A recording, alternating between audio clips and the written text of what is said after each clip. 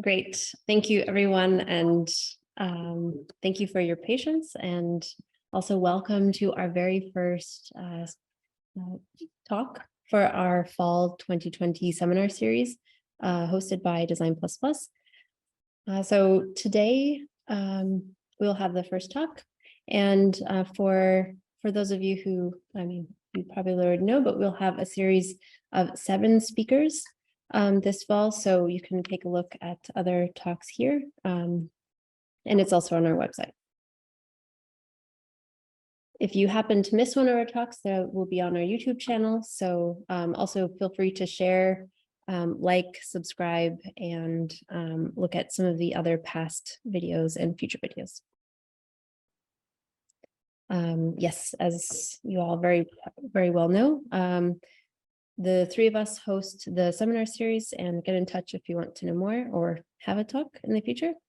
But without any further ado, today's talk will be by Miro Roman.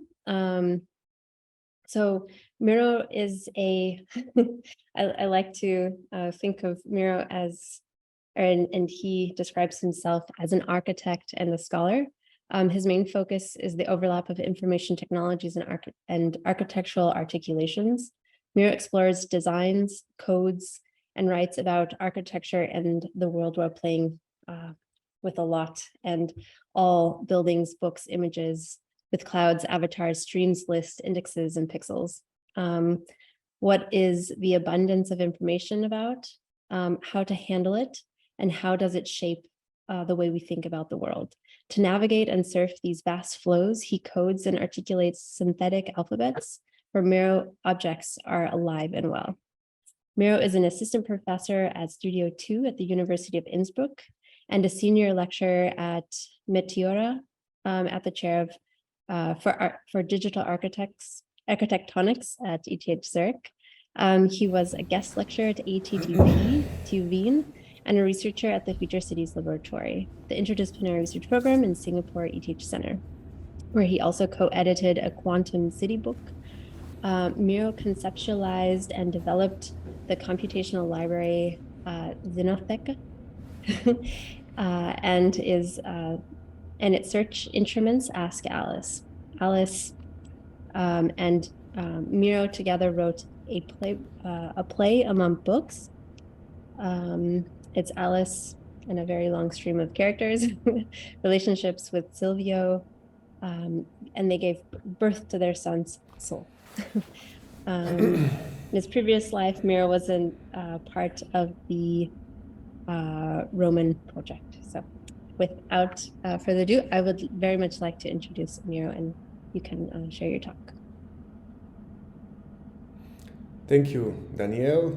Thank you, Design++, for having me here today.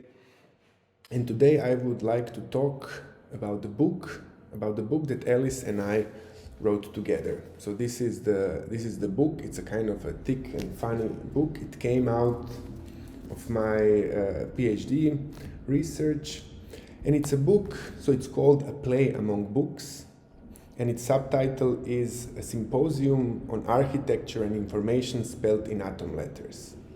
So it's a funny book that goes to internet and collects thousands of books, so 12,000 books, and out of them it tells a story. And it's a story about architecture, it's a story about information and how these things mingle and come together. So Play Among Books, in principle, wants to challenge the idea, how do I write if I have all the books at my fingertips? So it takes this idea and then tries to play around with it. So let's try to develop these ideas a little bit. So what if we take one idea kind of seriously and try to unfold the whole story around it? So what if books and concepts are alive? What if we think of them as alive? What does that mean? I would say that this means that they have kind of affairs in between each other. So they are in love, they hate each other, they are flirting with each other, they are always kind of courtly dramas and so on. They move, they travel. And the same thing that happens with books, in a way, works with concepts. And what this would imply, in a way, in a context of information and big data and internet, and I think with books in general, is that books don't have a meaning. Books don't have a definition. I think as they grow old, as they live their lives, they're changing their meanings and other people, what they think and so on. And if we look at books, for instance, Vitruvius, it's more like that each edition of Vitruvius is a kind of different rendering of what the people who are editing the book or translating it, what do they have to say about the world. So in a way, Vitruvius becomes a kind of an invariant that brings all these different meanings, these different translations, these different interpretations together. So in a way, book, rather than having a definition or a fixed meaning, I would rather like to think of it as something which is alive, which travels, which is changing all the time. And in this way, I think it gets interesting if we start to think about concepts in the same way. So what if concepts travel through time? And if we just go and look at the etymology of the words, how they are morphing through time and so on, we get a sense of traveling. The same goes, for instance, with Google Ngrams, which shows us the popularity of concepts through time. But I think it's interesting if we say that concepts also travel through space. And one way to think about it would be, for instance, through its synonyms. So through the synonyms, it travels in a way. In another way, how concepts travel through space would be through their translations from one language to another. So as they are moving like this through time and space, we could say that books as well travel. Yeah? They're traveling through languages, through libraries, through histories, and so on. But how is, for instance, then today's time with all the data and information different? What does it change in the game of thinking about the books? So I would say that this, for instance, etymology, Google Ngram, and so on, this is one way of putting a book in a specific context. But what if we are able to synthesize those contexts? What if we are able to create a specific context in which we put a book and then we try to talk with it in this way? Or then the book changes its context and we try to talk with it in another way. So by changing the context of a book and by talking with it in different contexts, in a way we are getting to know a book, we are becoming friends. And this context and this situation, in a way we can synthesize. We can synthesize an environment in which we want to invite the book, or an environment in which we want to host the book. And this is the whole story about Alice and Xenoteca. So this book, if you want to read the whole book and get engaged with it a little bit more, you can find it here and then you can easily download it. It's free online, and I think that's kind of cool that the book, which is composed out of 12,000 books which are downloaded from internet, is again free and available to everyone on internet. Yeah, so it's here, you can just download and go in detail with it. It has two main parts, which one is the play and the other one is the informational instrument, which is a kind of mechanics how this play is developed. And I'm going to talk about both of these today. But what is a kind of a challenge here? So challenge in a way is that in a world in which everything is connected, yeah, everything is related to everything in a way, what's being lost, and with the plenty of information, what's being lost is a kind of a hierarchy and a kind of a meaning. So in a world where everyone and anything is connected, and where in principle anyone has access to an infinite stream of information and knowledge for free, how do we talk about things we care about? Anyone has in principle a potential to tell a good story. And here comes one of the paradoxes of working with big data. if the data is big enough, it's not going to tell us the truth, the objective truth of the world, but rather it's going to show us the world we want to see. And this is a kind of a paradox. On one side, the elements are connected and information is wealthy and omnipotent, but on the other hand, the price to pay is that information loses its meaning, and then its hierarchies are in a way unsettled in a kind of, let's say, a virtual vertigo. And this is not good or bad, but I think this is a kind of a setup just in which we are. So how do we write in this kind of setup? And I think if we want to think about it, this is what we call today the fake news. Exactly this unsettling moment of hierarchies and the connectedness, which in principle looks like this. It's a kind of a big noise of everything. If we are with architecture, then we have all these buildings, these houses, the schools, the thinking, the drawings, and so on. If we are with books, it's the same. But what is kind of funny is that this idea of being lost in the plenty and of working with a lot is somehow always present in architecture. Either with less is more, yes is more is more, I'm a whore, or if we go even further back in time, we are with Alberti, and then we are with... So look at this, it's fantastic. So in painting, variety of bodies and colors is pleasing. I would say a picture was richly varied if it contained a properly arranged mixture of old men, youths, boys, matrons, maidens, children, domestic animals, dogs, birds, horses, sheep, buildings, and provinces. And I would praise any great variety, provided it is appropriate to what is going on in the picture. Again, this fascinosum with the plenty. So the challenge, I would say, is on one side we have the abundance and connectivity, which are beautiful. On the other hand, the hierarchies are unsettled, and information and data and books don't have an intrinsic meaning. So they're always dependent to a context, to articulation, to an expression, to a projection. So how do we surf in this setting? How do we deal with all this digital media and with this information? These are the topics I wanted to unfold in the book that I wrote with Alice, and we wanted to play with it, work with it in a way. So how to approach this?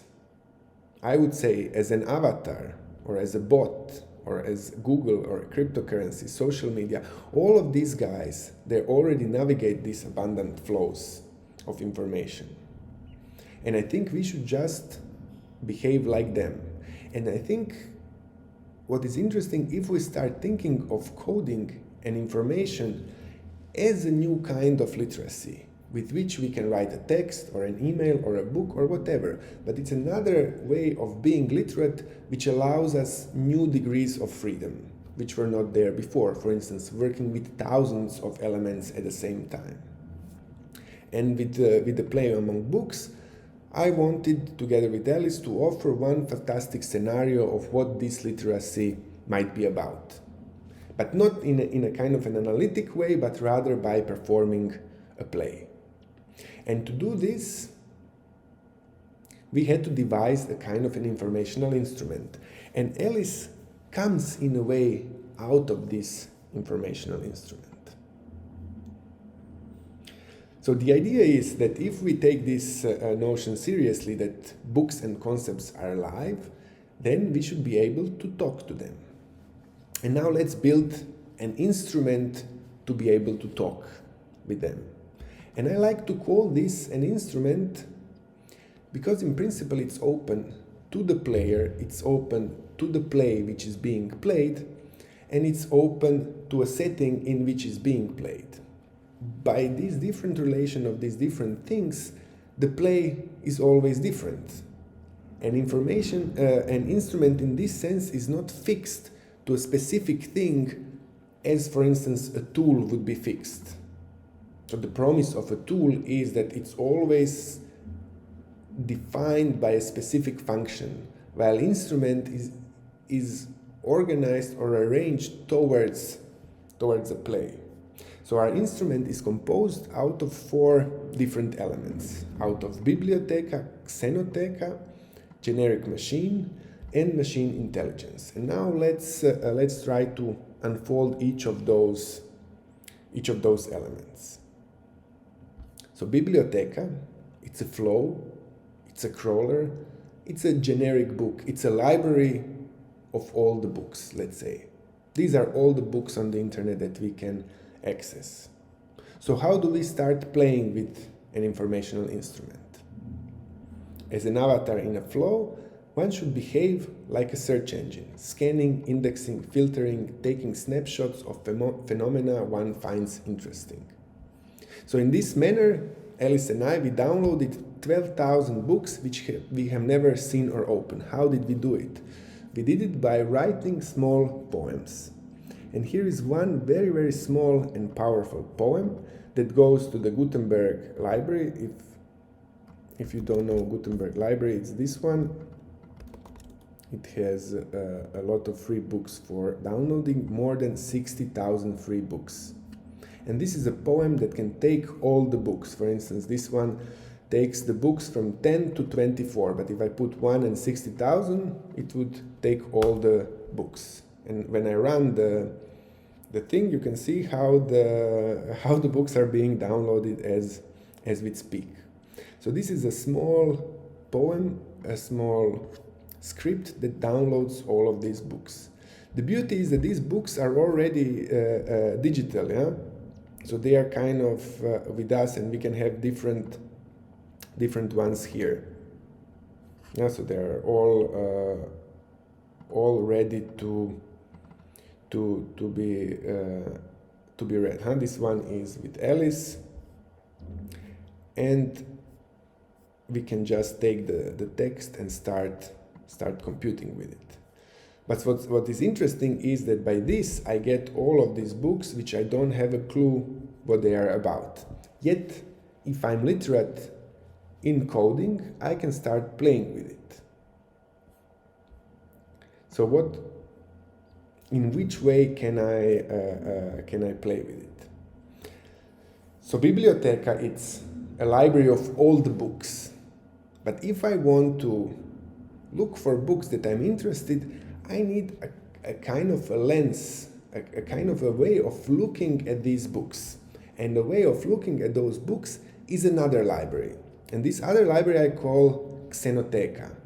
This is a library in which, in principle, I know what these books are about. So Xenoteca is an internal library of an informational instrument. So it's a context, a neighborhood, a galaxy. It's a teke, Xenoteke. As its name suggests, it's a teke in which strangers are entitled to hospitality, but in return they need to talk about things they care. So in a way, Xenoteca is an interest of the performer, of me, which is indexed by books. And it comes, the word comes from the xenophobia, xenophilia, xenofeminism. So they are all kind of objects that like to be estranged, that like to be strange in a way. So Xenoteca is a lens, a way to look at things. And here, for instance, I know Abbott Flatland, what is this about? I know what Castells is about, what Alexander is about, what Marx is about, what Popper and Zizek and all of these guys, yeah, Banham and Latour. So this is a kind of, I haven't read all the books, but they are kind of, I get the understanding if a book, Laux, Aureli or Darwin, I can index the unknown book with a known book. And we have developed this on ETH and we give this as a present to all the first year students.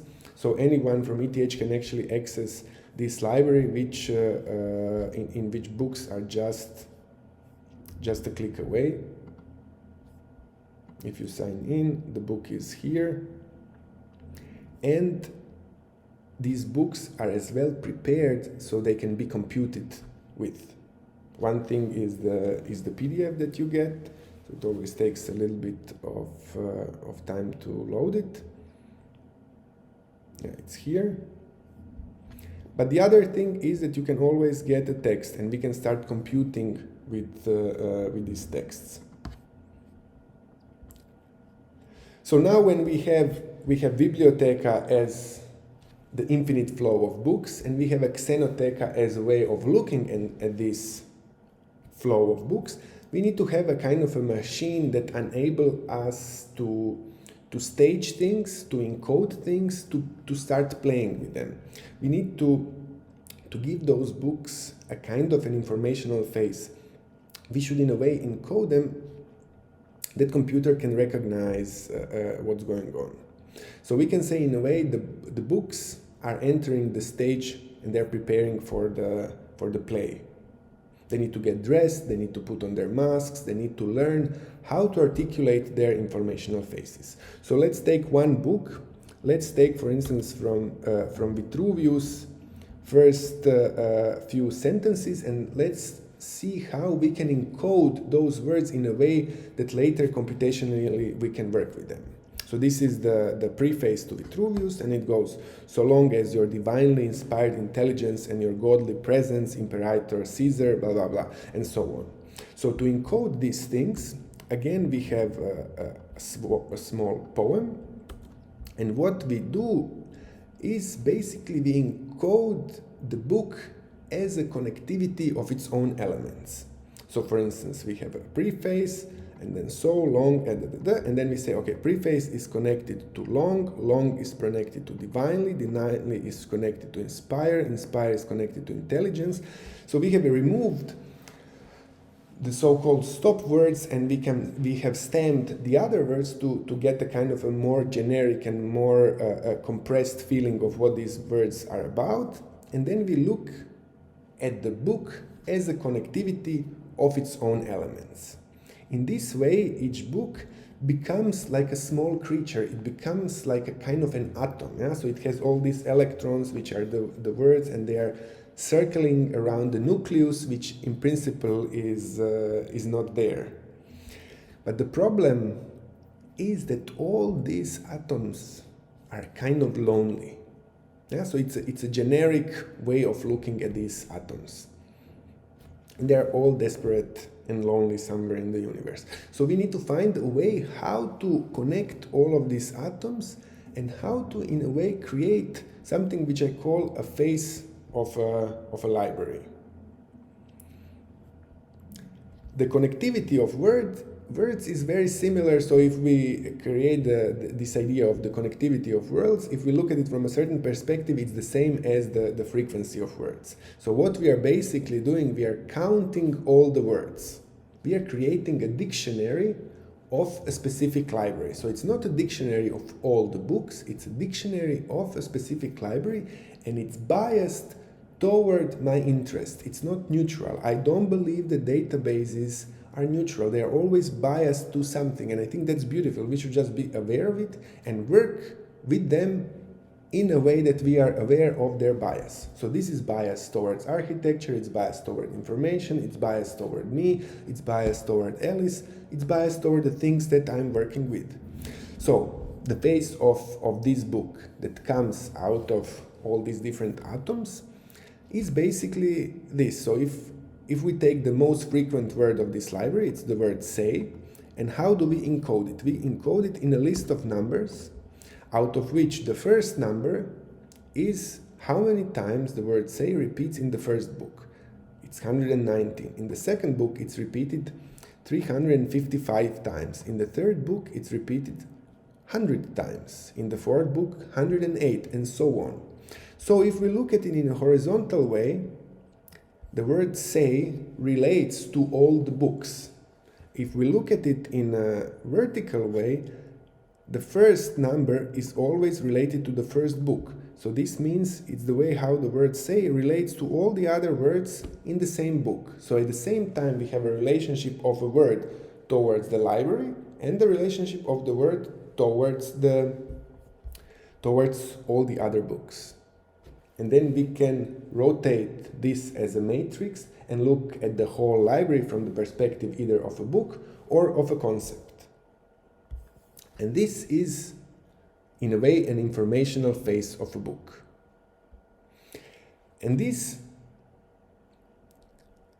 informational phase is relative to two things. So one thing is the way how we count, so towards the generic machine, which means we can count the words as we did now, but we can also count n-grams. We can count two words, bigrams, trigrams, quadgrams, and so on. Or we can use as a metrics for this Google rating or whatever. Yeah? So whichever numbers we can get consistently around those books, we can use them in a sense to encode the book, or we can use combination of those as well. The other thing, which is the part of the double bind, is the library. So which means the context of a specific book. So if we change the library, or if we change the way how we count, the face of a book is always different. And this I call the traveling of books. In this way, the book is able to travel from one space to another, or for instance, in concept, is able to travel from one space to one galaxy to another galaxy, and these things are synthetic. That's beautiful. So we can construct them, we can invent them, and we can see how our elements, our books, our actors are moving around. And once we use this informational phase and put it in a machine intelligence setup, use artificial intelligence in a way to cluster it, to find relationship between all of these elements at the same time, we get an informational play. And I would say that what's happening there is that objects in the distance, they change their skins, they send one another kisses. And if we want to visualize this funny process, this is what is happening. So each of these squares here is one book. And now what's happening is that each of these books, specific books, is trying to get a contrast or a difference to all the other books. So the flickering things are the words, and this is the words which are most important. For this book are those words here, and for this book are those words here. For this one, it's here. So each book has a different highlight on the same galaxy of concepts. And this is the beginning of our play, the beginning of our adventures. So let's look at all of those books. So if here is just 4, and if we had a library of how many? Of 229 books, these are the faces of all of these 229 books. So it's almost like a kind of a heat map. It's how these books look at each other in this specific library. So if we now take from this collection of books 2 faces and we look at them closer, for instance, we take Smith, The Wealth of Nations, or Marx, Capital, Volume 1, we will see that the highlights are basically on the same place. So they're kind of, if we would take 2 of those and put them together, the highlight would be in the same place. And I would say that this is a kind of a love among 2 books. If we take another example, a kind of a counterexample, with Schumacher, the autopoiesis of architecture, and Leibniz, theodicity, we can see that the main highlights went to 2 opposite parts of the galaxy. One is in one corner, the other one is in the other corner, and I would say that this we can characterize as hate. Or like another more complicated relationship, one is more on the left, one is more on the right, and we can think of this as a kind of a flirt.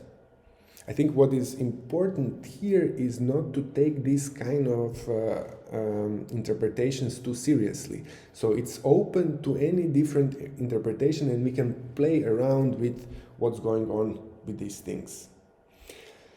If we remove the coloring, because each book gives a specific coloring to this galaxy. This is the galaxy of concepts, and each book is giving it a color.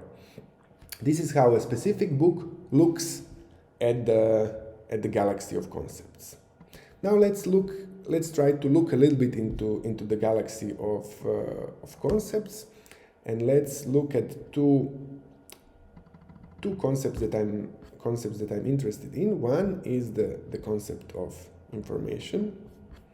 And if we look at the notion of information, not the definition of information, but the way how this library looks at information. So what is it about?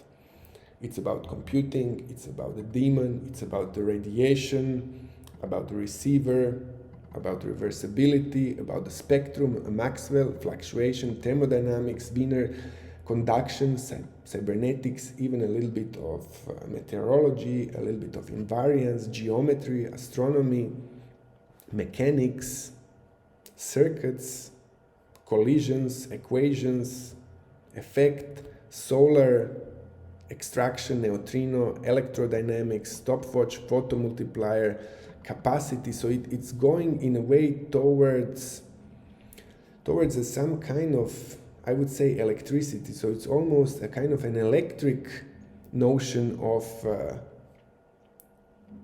so it's energy and so on, electric notion of information. There is somewhere electricity, I cannot find it at the moment.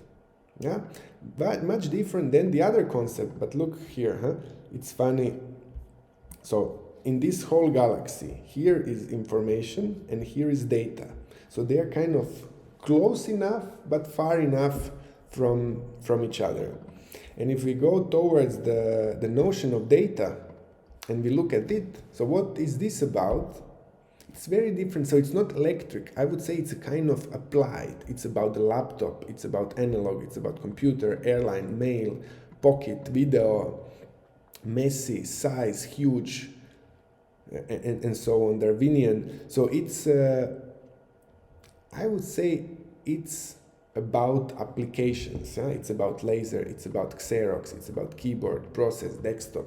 Information is electric and data is applied. But is this the truth of those concepts? Of course not. This is how they render in this library. If we had a library of, for instance, which was related more to biology, I bet it would be a little bit different. And this kind of funny, subtle distinctions, like the one, how is information distinct from data, is coming only from counting those words and then applying machine intelligence in order to find clusters and associations of which books or which concepts like each other. So these are concepts that like each other here. Once we have computed the library like this, once there is a galaxy of concepts around it, it in a way becomes alive, its concepts are alive, as we could see here, its books become alive, and in a way we can start talking to the library. In order to talk to the library, I have developed, or better to say, out of this book, Alice came out, and Alice is now alive and well on the internet, and you can always talk to her and ask her questions about her libraries and her books. And then we have a nice combo where on one side we have Xenoteca as a kind of a database, and then we have Alice as a kind of a search engine. And two of them in combo provide this liveliness that I'm talking about. So let's text Xenoteca and let's talk to Alice and let's ask them, for instance, a question: what is God? And let's ask, so we have here beautiful different libraries, and they're almost like different bodies of thinking. So we have a library of Homer's friends, which gives us a feeling of ancient times. We have a library of St. Augustine friends, which is around the Middle Age knowledge of Middle Ages. We have Shakespeare's friends, it's the Renaissance and the Baroque. We have Rousseau's friends, this is around Enlightenment. And we have Serre's friends, which are the kind of post-structuralist French philosophers. Very beautiful library. So we can change the flavors through which we want to ask. And we have Xenoteca, which encompasses all of these guys. So let's ask a question of what are gods to Homer's friends. So we will say that the topic of conversation is a god, and we want to see what is God. So I'll just say God is.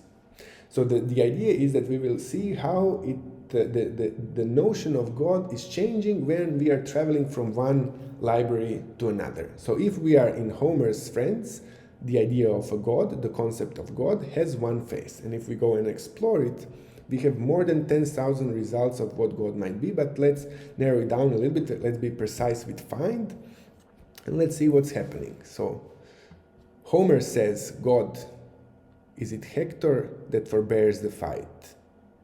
To her the art is God. Thy griefs resign, secure, what Vulcan can is ever thine. Or with Seneca, but what is God? What is God, did I say? The love of Ares and Aphrodite, Hephaestus, the smith god, is lame. Some God is against you. The God is amongst us, he cried. Well, this is the God you Egyptians deserve. So what gets interesting here is that the notion of the God, the Greek notion of the God, is always with us. They're making love to humans, they are producing semi-gods, there is always a kind of a drama, there is a kind of an envy, there is something happening with the gods and the humans together. They are in a way hanging out together, and all the interesting stories are coming through their relationships. Let's just take this idea here and look at this from the perspective of concepts and of words. So the index around God, it's the concept 554. God, let's look what are the neighboring words around it. 554, so this should be somewhere here.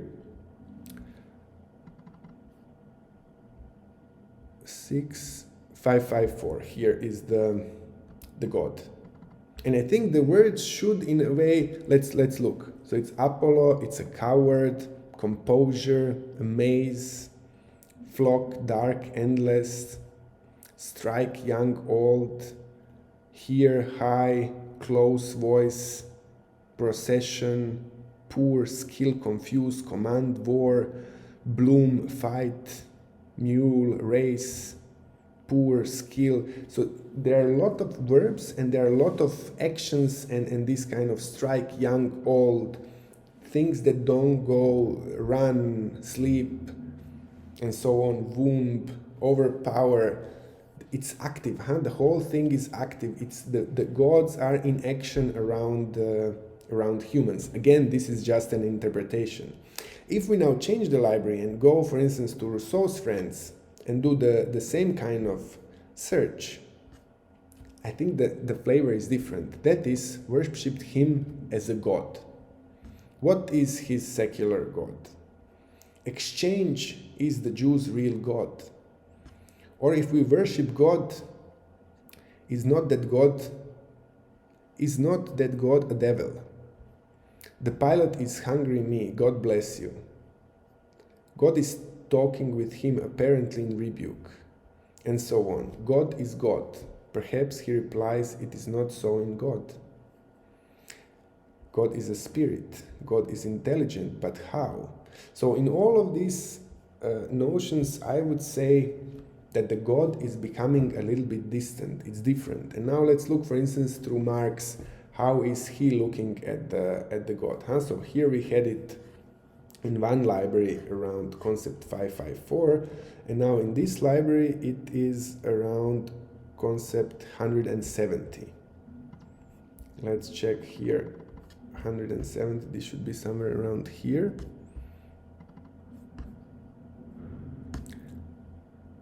$170. Yeah, here is the God. It's about the miracle. It's about the sacrifice, the superstition, about remindment, about the beast, about the meadow, about the treasure, about the underground, and about the heaven. It's about the gift. It's about the Ulysses. It's about the storm. It's about the candle. It's about the chop, legendary. Yeah, it gets, now we need to find which words. It's about Christianity, of course. Yeah? I would say it's more about trying to figure out and reflect and try to get an idea what is God good for, and what do we do with the God in a more distant understanding of enlightenment. Yeah, very different than making love with gods as with Greeks. And I think what here becomes beautiful as a gesture is to see how, for instance, God is transforming when he or her is traveling through different galaxies. And all these questions one can explore and play through different libraries while talking to Alice. And this is open for everybody. Xenoteca libraries are limited to ETH students and the students in Innsbruck, but the Ask Alice is open for everyone. So this was the adventure of concepts. Now let's look at the adventures of books and how books travel. So for this we have to open the book and go to page 351. Let's go there. I find this kind of stories very beautiful because they offer a different perspective on what concepts and books are about. Much more different than the idea that there is a certain story that Aristotle wanted to tell to the world, and this story hasn't changed since the moment he wrote the book. Here it's inverse. The moment you write the book goes away and it has a life of its own, and Aristotle cannot control it anymore, although it's always a part of him.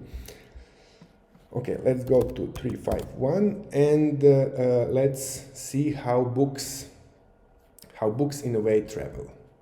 So what's happening in this imaginary scenario is that we took a book, and this book is Le Corbusier Towards a New Architecture, one of the most famous books in architecture, and we have sent it to travel through three different galaxies, to Galaxy 299, which is our Xenoteca library, this one here, and we've sent it to a library which I call Library 49. This is a library where the main topic of conversation is only architecture, so these are more or less architects.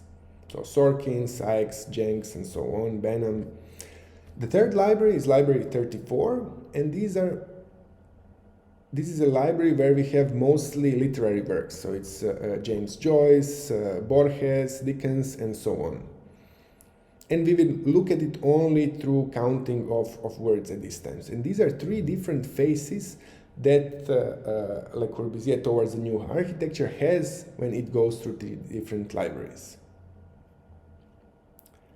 So let's look closer now and explore three ways in which Le Corbusier Towards a New Architecture could play its roles in three different libraries.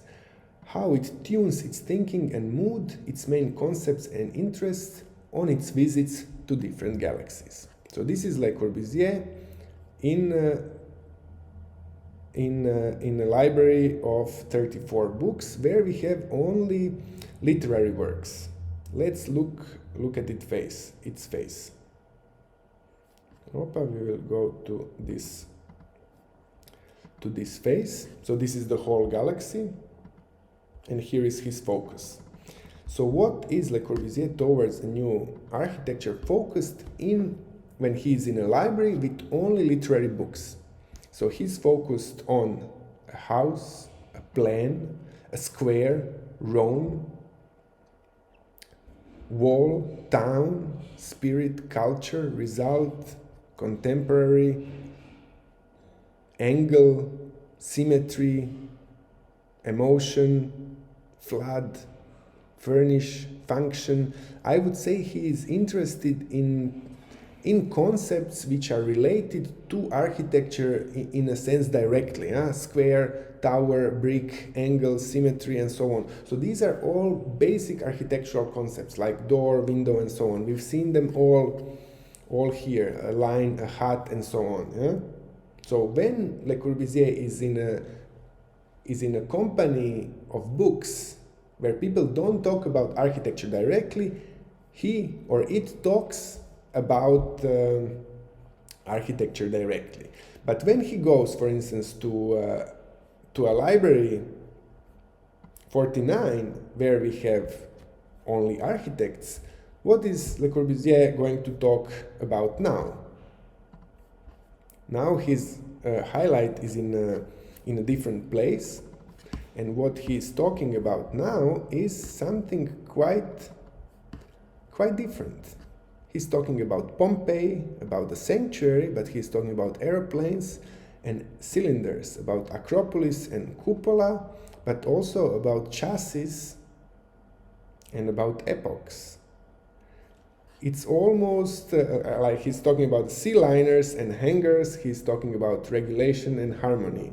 He's talking about meditation and penetration. He's talking about a generator, and he's talking about August. So I would say that here we see how the book towards new architecture, if it's in a context of architects, it wants to show all its sea liners, all its technologies, and it wants to show all the temples and all its archaeology. And these are kind of ways how it can become interesting when it's talking to all the other architects. So I think it's funny to see how this thing changes. Okay, we don't have to maybe go and check the third one. Yeah, I think this is enough. So we have seen how these travelings are happening. But what? Let's do another play. Huh? What happens when we want to look for friends? And this is how the book was actually written. Huh? So we used a library of Xenoteca in order to look at Biblioteca. And Biblioteca is these 12,000 books that we've downloaded from internet. And just that you get a notion how mixed this is, let's look at a few titles. Huh?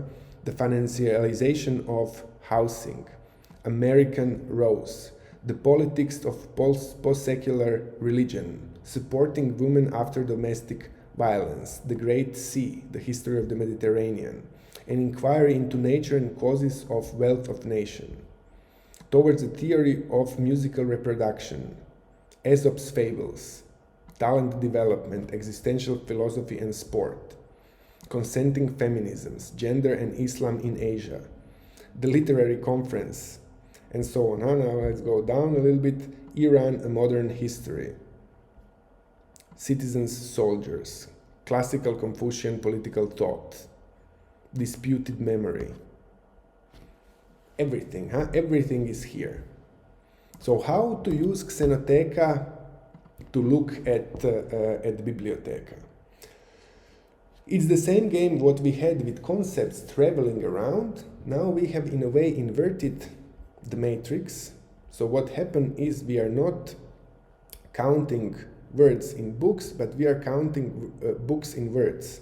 Yeah? So instead of, you see how here we had words on top and books on the side, now we have words on the side and books on top. So it's a kind of an inversion of the matrix, and then instead of having words clustering, we have books clustering.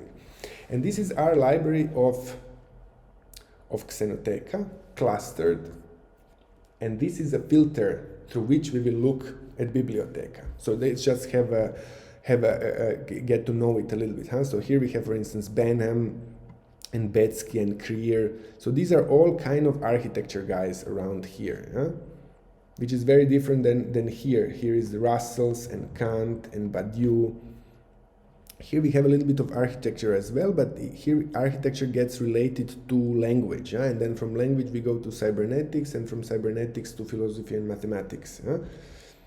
Here again we are going from architecture towards literature. Yeah? We have Joyce, we have Tolstoy, Virginia Woolf, Rousseau, political theory, and then we go back towards philosophy, from philosophy to mathematics. Yeah? So we have literature, mathematics, language, architecture. This is, let's say, our kind of basic understanding of what's going on in this library when it's clustered like this. And now let's take these 12,000 books and just start shooting here and look if I have, for instance, the book. The first one, the financialization of housing. Now let's imagine if we shoot it here, which of those places would it take? And this is done just by looking at those numbers, the vectors of numbers, and looking where is this vector the closest to this one. But we are looking at those books through the dictionary, through the language of this specific library. And once we do it, this is what happens. This is the beauty of numbers and of counting these things. Now these 12,000 books have found their homes in these small cells which are around here. Beautiful, huh? I know, because I checked before, that the magenta ones, they are about architecture. So I'm going to take all of these things which are magenta to the next round of, let's say, a kind of filtration, while the things which are in black, I would say, okay, this is not what I'm interested in, because I want to find 600, let's say around 600 architectural books from this 12,000. Yeah? So I want to find books which are interested in architecture. And I would say that things which are here in magenta are going towards architecture. But to be more precise, I'm going to do the whole process one more time. So now I went from 12,000 to, let's say, 2,000 books here. And out of these 2,000 books, again, I think these are around architecture. Yeah? So it's about, here we have architectural theory, drawing, Banham, Le Corbusier, Alexander, all of these guys. And then here we still have a little bit of fiction, Borges, Stein, a little bit of mathematics. Yeah, and the same here, a little bit of theory. So the black ones, again, let's kindly ask them to leave, and let's invite the magenta things, the magenta books, and let's look at them. And I think what we've got here is 600 books which are about architecture, and they're coming from a library of 12,000 books which I have never seen. These are these 600. These are their faces. I know they're all about architecture. I ask them again to cluster, so I do again the machine learning on top of them, to cluster them into 6 distinct characters. I want 6, it could be 9, it could be 20, but I think if it gets to more than like 6, 7 or a dozen, then the differences get too distributed in a way. I want to have 6 strong characters that have different opinions on architecture. And these are these 6. And if I now go into them and try to look at each of them, again, only by counting things, look what I get. So let's go to Alice instead of the other ones. Huh? I have their faces. I have the likeliness of affairs with other characters. So Alice likes the character 5 the most. These are all the titles. In these titles, the most common word is digital.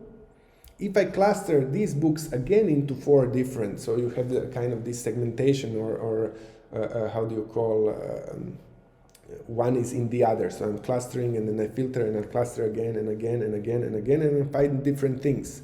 So then, once I cluster Alice to almost, let's say, 4 different tempers, let's look what these 4 different tempers are about. They're about design, about landscape, about architecture, about film, image, fashion, cinema, about the digital, about the new, about technology, about contemplation. So it's a kind of a character which is funny. I liked her the most because she was the kind of the most cliche here. And then I said, okay, this is going to be my new character, and this is Alice. And then we can look at her favorite words. These are her favorite words. This is how she talks about architecture. These are the main concepts around the city, architecture, time and form, and so on. Yeah? And then if we want to get a kind of imagined scenario of what she's about, she is one of the avatars of CH3 and 6E110. It inhabits many different bodies and has many of its own avatars. It lives actively both in the physical and the digital realm. and fully enjoys the hybridity of the informational environment. It constantly morphs between different media. As an avatar in this Xenoteca, it wants to gain independence from the body of CH6E110, and in doing so, still stay in good relationship with it and its friends, and so on. It loves communities, many of them. And the CH3N81, this is the surname, the family name of Alice. So I get all of these things without knowing the library from which Alice is coming from, just by counting and clustering things. So we have these 6 different guys, and then in the book, as the book goes, these guys are giving speeches. Now let's just look how these speeches might be different. For instance, these are two different speeches. One is by Alice. It's called Morphing with the Mood, the Fragmentary Images. And the other one is by CH5E172, and it's a substitutive object, analytic and synthetic. I think this is more about architecture. So let's analytic and synthetic. Everybody knows that modern architecture is just a bunch of glass boxes. So it could be anything or nothing. Architecture is always a set of actual monuments, not a vague corpus of theory. Architecture is fundamentally involved with numbers. In fact, architecture is both analytic and synthetic.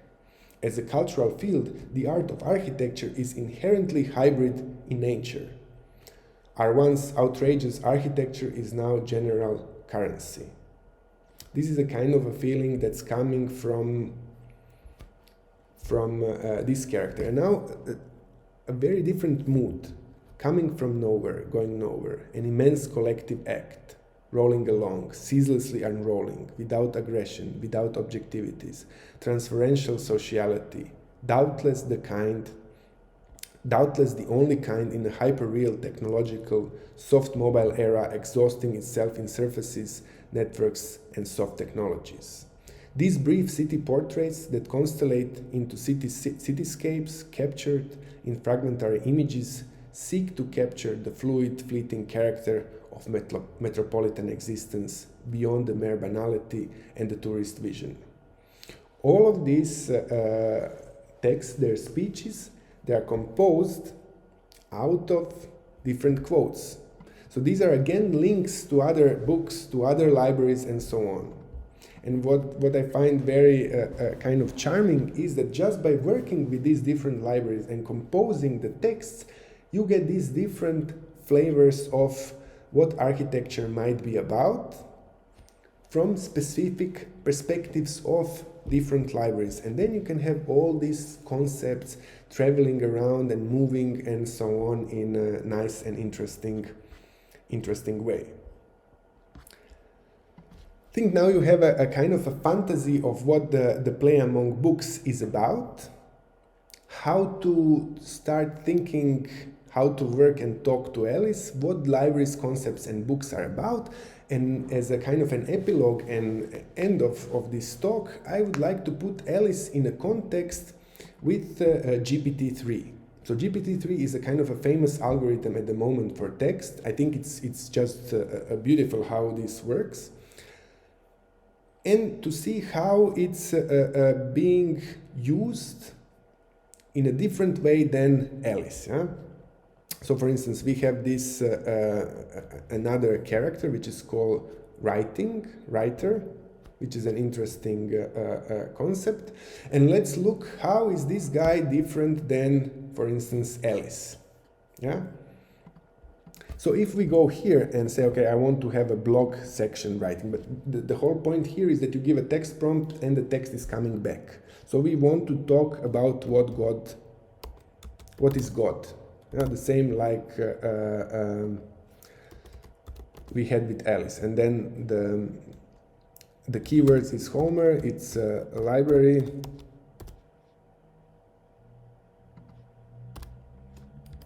and ancient.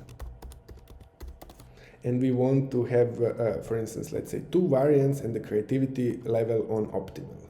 Let's see what happens. Maybe we should have put God as well. Okay. Homer's epic poem, The Odyssey, is often called the first work of Western literature. It was written in ancient Greece, sometimes before 700 BC. The poem tells the story of Odysseus, a Greek king during the Trojan War. He's returning home with his wife Penelope and son Telemachus after 20 years of war and wandering. The gods were the most powerful beings in the ancient world. They were both feared and respected. The Greeks had many gods and goddesses, but they all shared some similarities. The gods were immortal, which means they could not die or be killed. They also had great powers that allowed them to control nature and men. I think it's just fantastic that this can come out of this kind of text prompt and a query.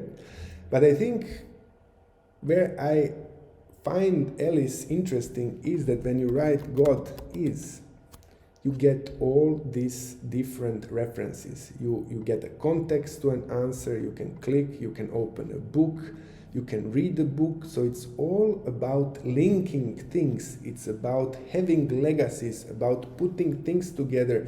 And it doesn't give you a final answer. So you always have to compose and work with it. Unlike these kind of things, which give you almost something like a finished object. And I think, in principle, these things are great. We can use them as a kind of chatbots. I think there will be many, many beautiful ways how to play with them. But if we want to construct things, articulate things, make things alive, we need to give these guys connections, relations. We need to take them seriously. And I would say that this is not much different. It's just taking all of these relations and connections in a very serious way. So what happened here is that we had 12,000 books, 12,303 books that I have never seen open or read before, and all of these 6 characters are in some way a reflection of my character, of my interest with architecture and information. So they are me and they are not me. We are related, but they are independent and dependent on me. These guys are characters with a script and motivation, are characters with a specific motivation but without a given script. And this is Alice. This is what Alice is about. And that's how Alice became a character with whom I have wrote the book. So is she me? Is she not me? That's why I think it's important that the book is written by Alice and me. So it's a kind of a complicated authorship which we share here. And I would say it's about the links, it's about drives, it's about sophistication, learning, and not giving solution. It's about opening up spaces, playing with information, and crafting of things. If you are interested in this, download the book, read it, play around with it, and of course ask questions to Alice and talk to Alice. I hope you enjoyed this kind of excursions and travelings of books and concepts, and that you will look at them as being alive and friendly to you. Thank you very much, and bye-bye.